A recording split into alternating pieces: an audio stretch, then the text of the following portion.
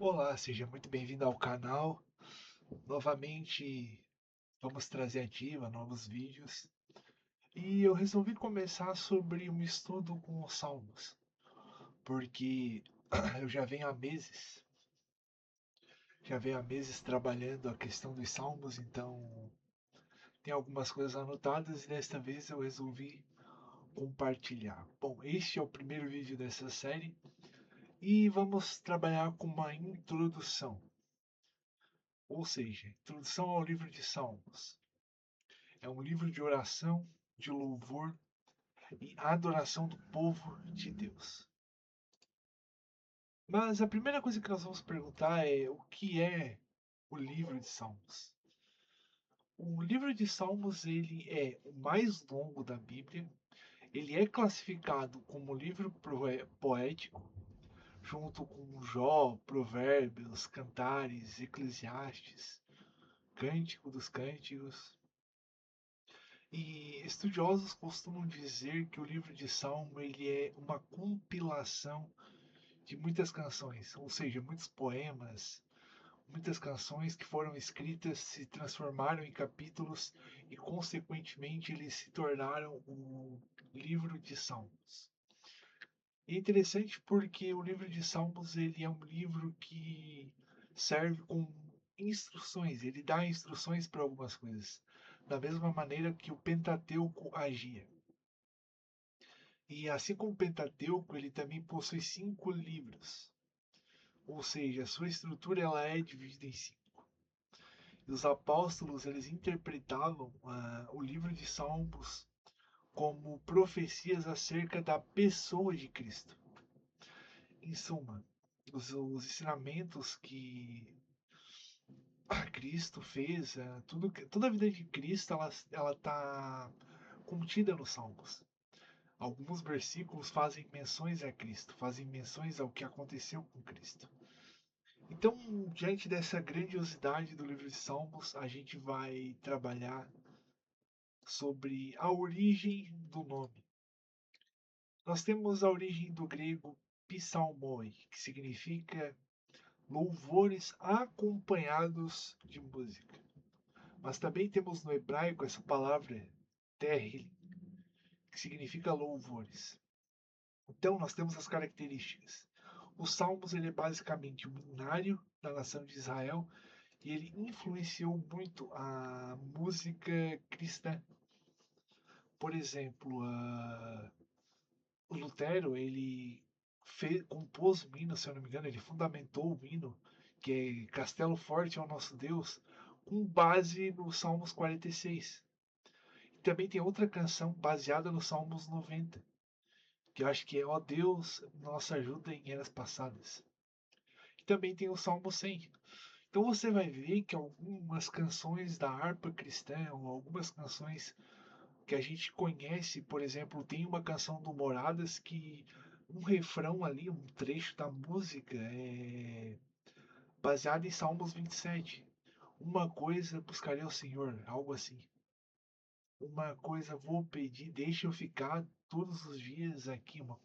Algo assim a canção. E isso é basicamente o Moradas citando o Salmos 23, que eu acho que é o capítulo 23, 23 não, capítulo 27, o versículo 4. Mas a gente sabe que, bom, Salmos é um livro grande, ele tem seus objetivos, mas qual é o propósito? Por que existe esse livro? Alguns salmos vão nos ensinar a orar, a adorar, a confiar em Deus, a lidar com o sofrimento, confessar os pecados. Você vê que tem salmos de Davi, Lamentações, onde ele confessa que ele errou, ele reconhece que ele é um homem pecador e depois ele se arrepende e volta para Deus e adora a Deus. E além dos salmos ensinarem essas coisas que você está vendo na tela, ele também tem temas que nós podemos encontrar, como por exemplo, nós temos louvores, nós temos arrependimento, nós temos gratidão, nós temos sofrimento, principalmente nos salmos de lamentações. Nós temos esperança, porque tem salmos que vai nos levar a ter esperança e principalmente tem salmos que vai acrescentar a nossa fé, vai fazer com que tenhamos fé, que vai trabalhar muito a questão da nossa fé. E os salmos, eles também, acima de tudo, vão nos ensinar a ter um relacionamento pessoal com Deus.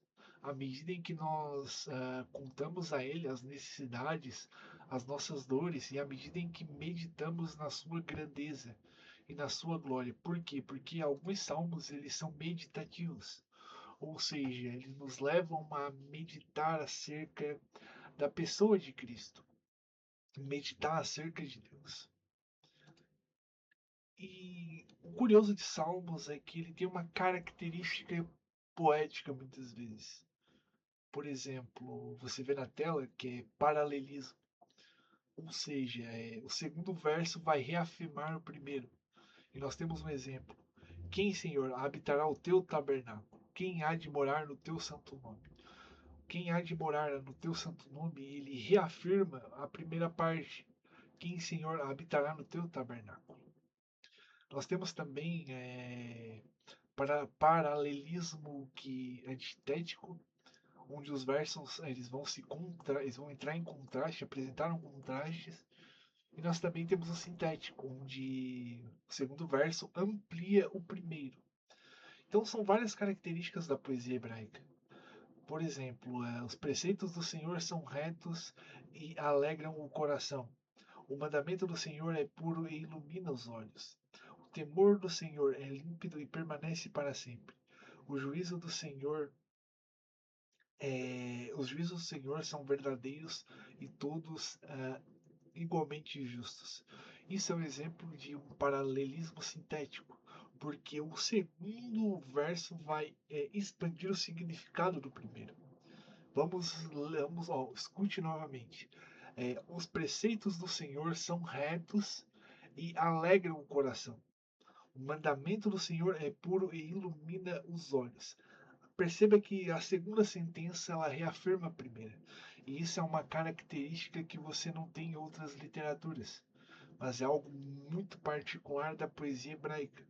É algo muito específico que aparece nos livros de Salmos. Mas o Salmo também ele tem outra característica importante. Ele fala muito de Cristo. Jesus ele afirmou que os salmos falavam dele.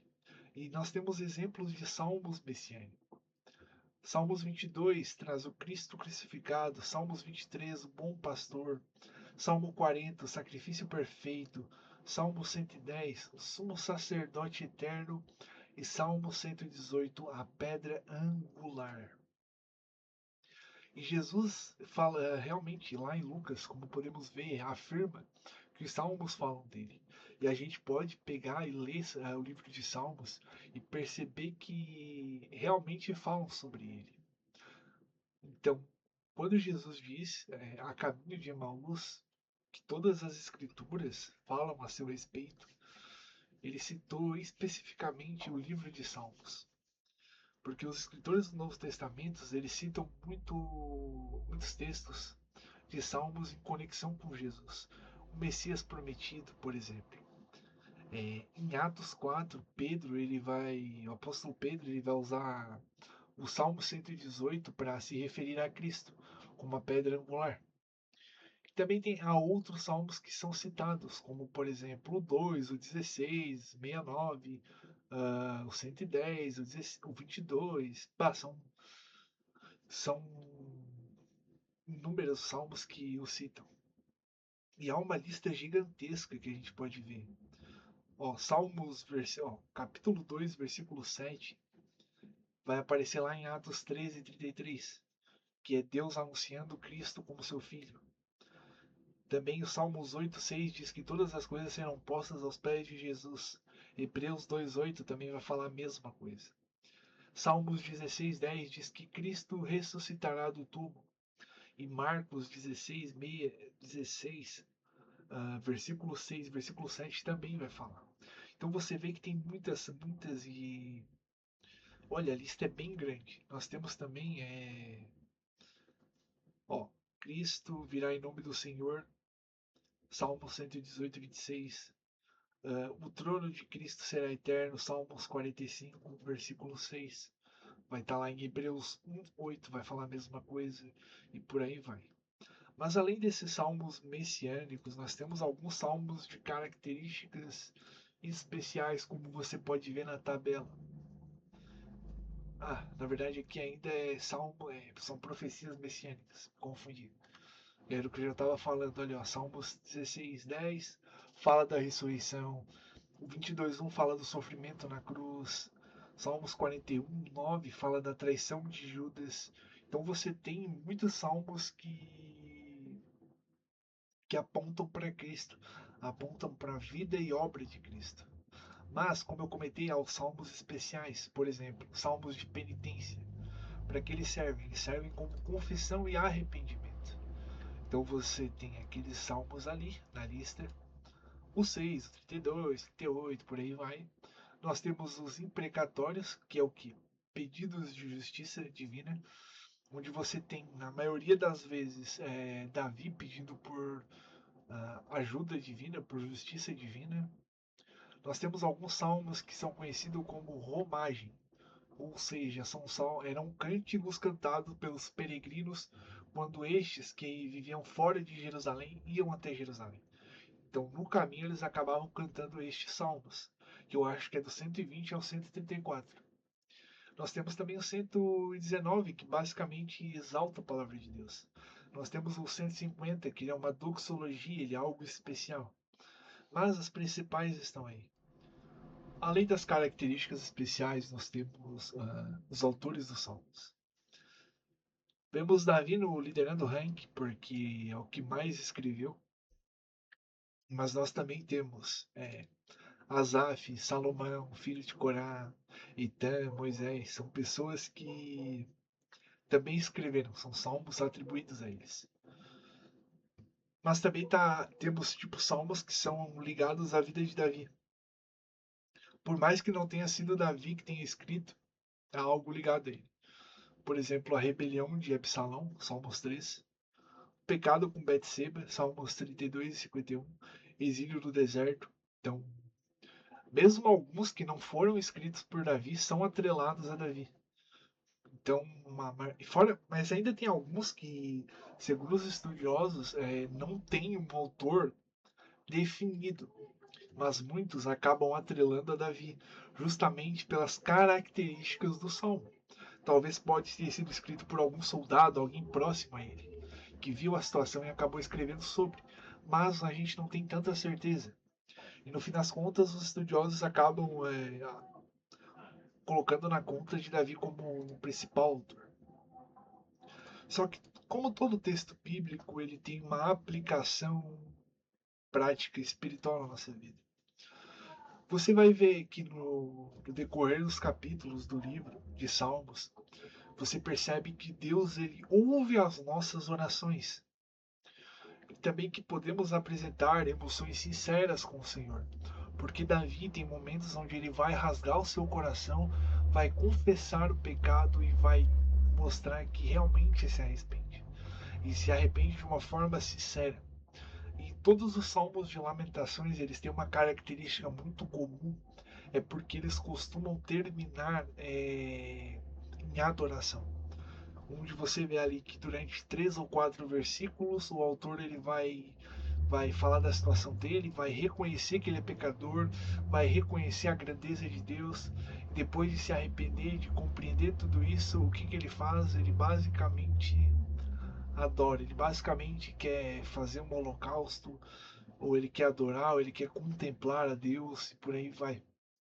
Outra coisa que aprendemos é que Cristo ele está revelado nos Salmos.